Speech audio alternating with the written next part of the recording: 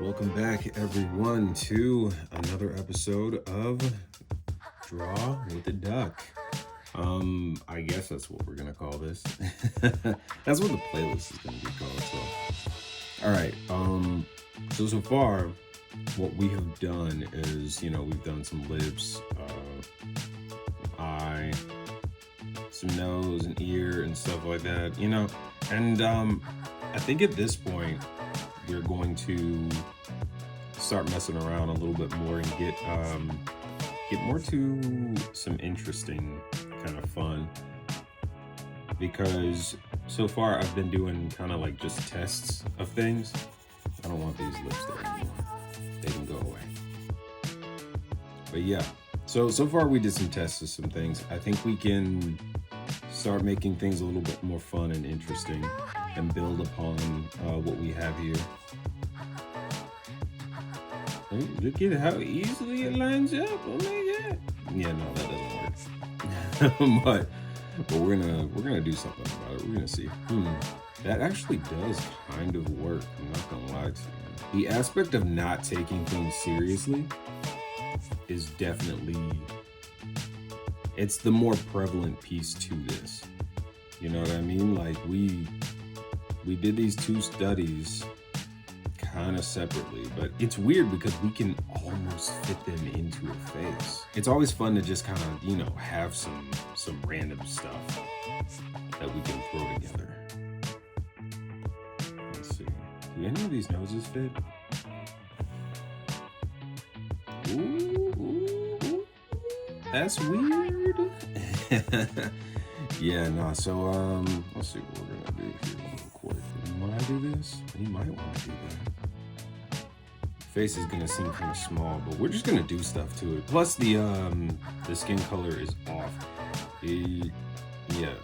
Surprisingly, the lips and the eye do match. That was not intentional. None of this is intentional. We're just having fun with everything we have. I've said that a whole lot. I'm done saying that now. Like, we're just gonna start building upon this and we're gonna see what we end up with. You know what's funny? I think we are going to do we're gonna have a little bit of fun with some hand study properties. So, for you guys who are not aware, I've already done a hand study. And I haven't done anything, I guess, related to it in a long time. So I'm probably gonna have to test doing some hand things and everything, just to, kind of get comfortable with it. We're not going to map this out too much. I know roughly what I want to do right now. I'm gonna want to fill in the rest of the face, give us a rough shape and do something along those ends.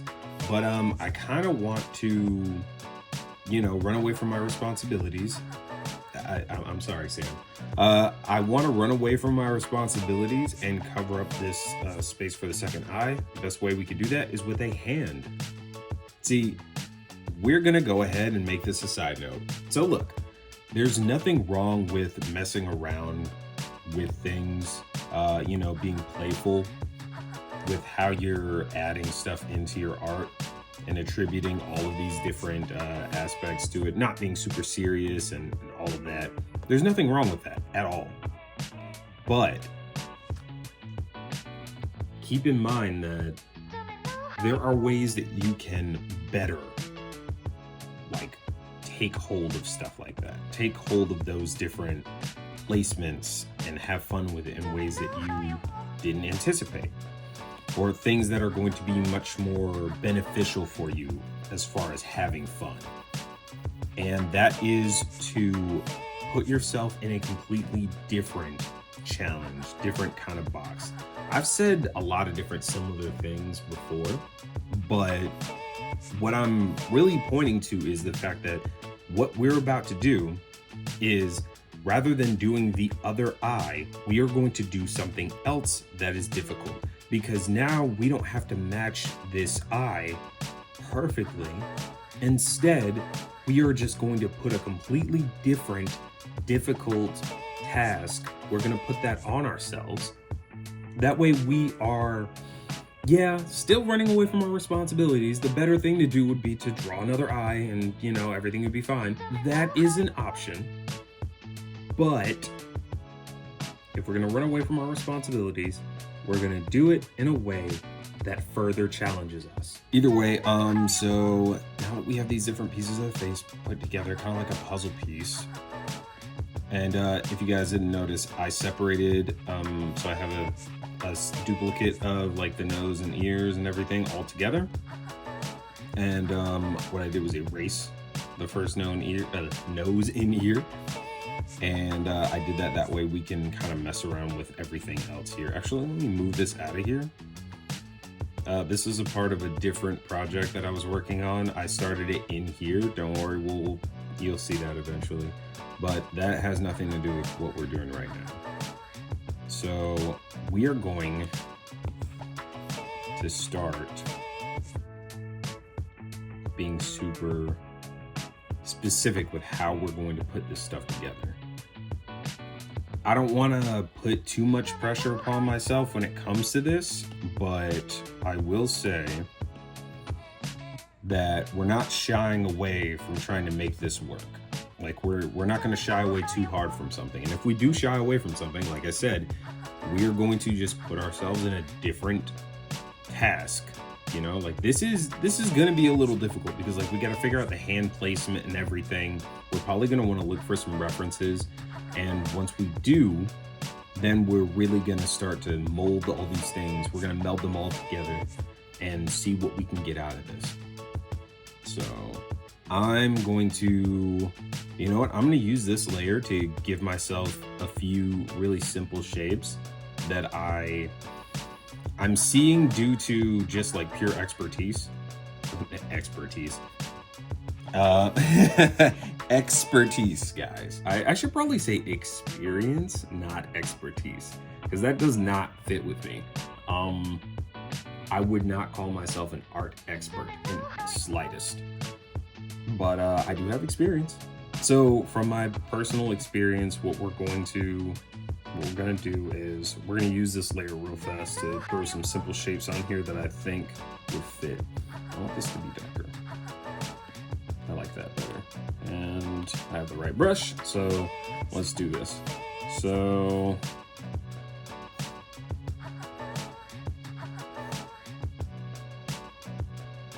this is the cheek area, very clearly. We're going to, that might not be accurate enough. Bottom of the face is gonna be somewhere here. Yeah. I kind of like the way that the jawline is sitting right now. All right, you can see we have another triangle here. So we don't necessarily need to draw that in, but I did it for the purposes of showing you guys like there are certain shapes that I am seeing. They're gonna meld into each other once we really start to get into how we're making this work. There is gonna be a little bit of chin fat right here. I'm looking at that as a box. Let's see, I want to leave those lines there for me. A lot of these lines are going to be here for me, so just keep that in mind. If I leave a line there, it's probably because I need it. Not necessarily, like I'll draw it in to show you guys what I'm thinking, but let's see.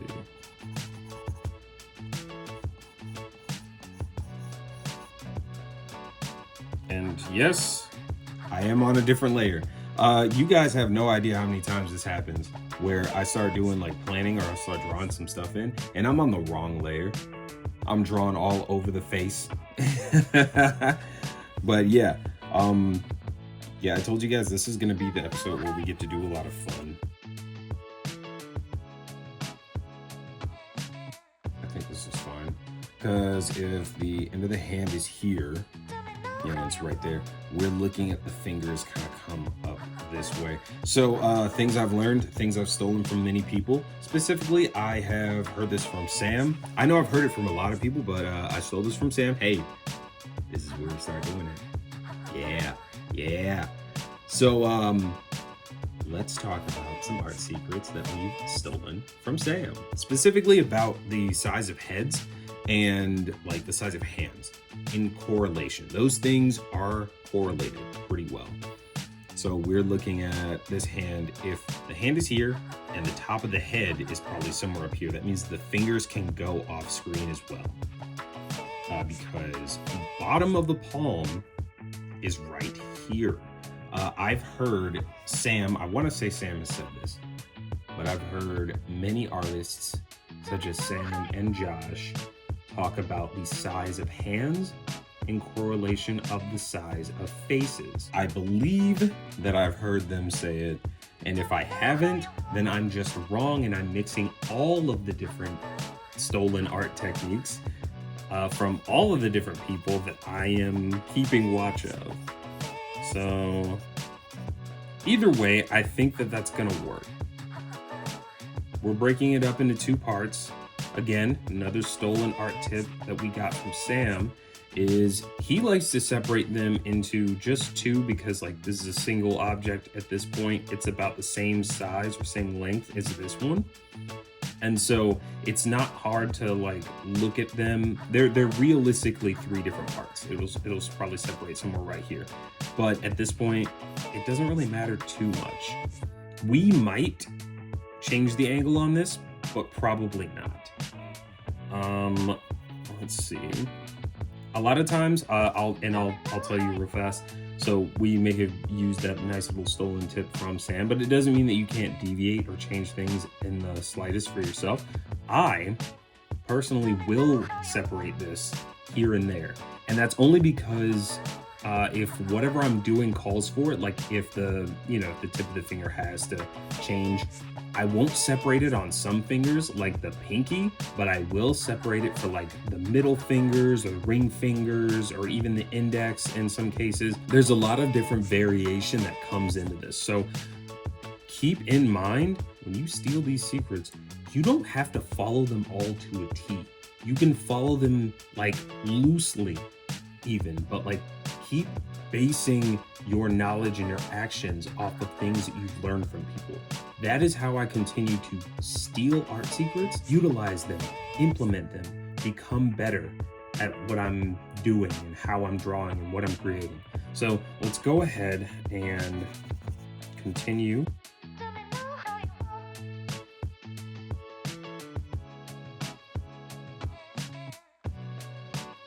I think I like that. I'm thinking about the knuckles here. Just wanting to slightly represent them with the shape. I keep shapes simple for the most part, but sometimes because of something I see and I know that I'm gonna have to anticipate for in the future, I'll mess around with how that shape looks. I might even dial it back in later when I start rendering it, but it really doesn't matter. We are going to say, because that's the middle finger, right? We're gonna say that both the middle and index are together, but actually get rid of that line because we're not even going to see that. And eventually what we're going to do is I think we're going to have hair. I think that's what I want to do, have hair coming in between this. And so in a different layer, I'm going to mess around with how that looks. Speaking of which, we're gonna take this, now that we have like this kind of mapped out, we're gonna take this and put it on a different layer. Copy, paste, there it is, it's there, and then I can erase it on this layer. Yeah, I just had to make sure. I can erase it on this layer and use this layer as my hand stubby.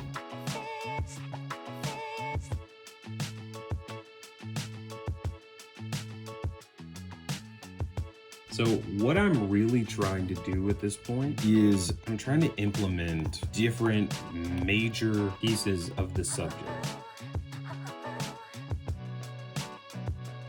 I think what we're about to do now that we've kind of colored this and given ourselves a little bit to work with, I think I'm prepared to go through the rest of the study, or the rest of the study method. but I want to, I want to look for some references because this is going to be a pretty important part of the art. Now I'm getting to the point where it's like I want to take some of this stuff a little bit more seriously. The eye alone, didn't have to take it too seriously. I know I can render to this degree. The nose, super simple, didn't have to take it too seriously. The lips, we already know. This is probably the thing I can render best from the mental library. Hands, I have not completed my second wave of the hand study. And it's funny because like I have videos of all of these. That's how confident I am of all of these three things. The hands, I have a full hand study I've done, but I need a second run through because I legitimately have not done the drill with it. And that's how I know that I'm not where I really want to be with hands just yet, because I haven't done the second run through and I haven't done the drill. It's very important to like how I feel confident within my mental library. So we're gonna go ahead. How did I do that? We're gonna go ahead and we're gonna look up some references and see what we can find. All right, guys, I am on good old Pinterest. And after sifting through all of the different AI photos and everything, because Pinterest is clearly flooded with them at this point, I did find this hand, but I want something in color. I think I'm still going to go ahead and take this one. This is by Sen. At least Sen is the person that uploaded it. I don't know if they originally, or if they're the originator or what, but hey, look, we're gonna point out our references and give some credence to them here and there. So we're gonna take that to utilize, and we're gonna see if we can find something else in color. All right, so I think we're going to go with, just for color purposes, we're gonna go with this photo uploaded by Kamari Smith. I'm not gonna lie to you, I can't tell if this is AI or not. It might be. It looks like it could be. But this kind of lends credence to what I say about AI on a regular basis. At this point, it's starting to get harder and harder for people to be able to 100% say that certain things are AI or not. We're literally just going for the color here. We don't really care too much about like anatomical perfection right now. But you know, like we're looking for something that we can use as a nice color palette to at least get our values right before we start adding lighting and whatnot. So yeah, not like I said, dude, like all this AI stuff like popping up, there's no way. Anyway, we're gonna go ahead and make our way back to the art. And now that we have something that we can use, we're going to pop up our reference and get to work.